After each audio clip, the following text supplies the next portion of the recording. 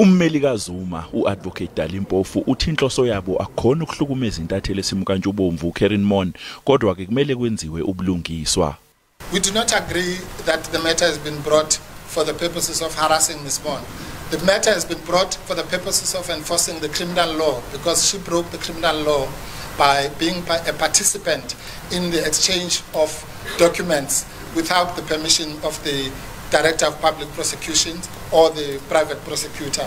uAdvocate Mpofu uthi uAdvocate Downer kanye noMona ngeke enhlobo baphathwe ngendlela ehlukile kunabanye abantu abasuke bevele enkantolo. And there are no special rules for special accused. All accused persons in South Africa will be treated in the same way.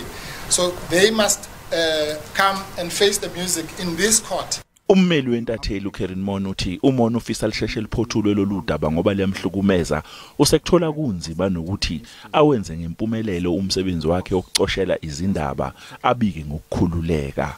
The matter is extremely urgent and she wishes to have it heard as soon as possible because her case, as appears from the papers, is that the application has been brought for the sole purpose of harassing her, intimidating her and preventing her from doing her job.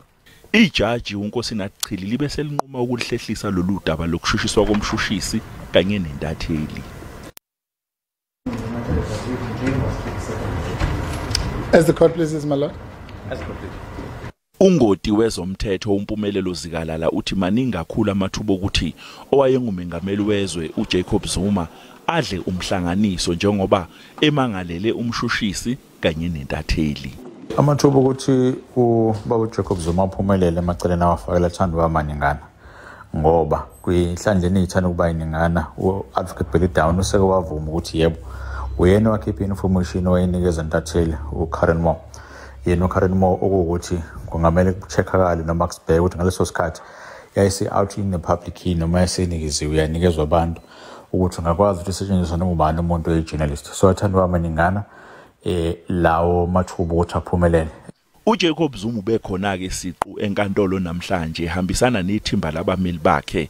Umpofu utshela inkantolo ukuthi uZuma usebeke imali ezinkulungwane ezingama500 zamarandi ukuze kuqhutshekwe nokushushiswa kwalabo bobabili njengoba izindleko zecala kumele zikhokhwe yilo obabeka icala.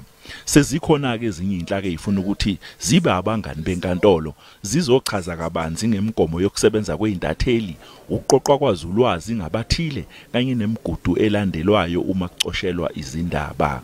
NginguKaryn wakwaDludla eindabeni zeSABC.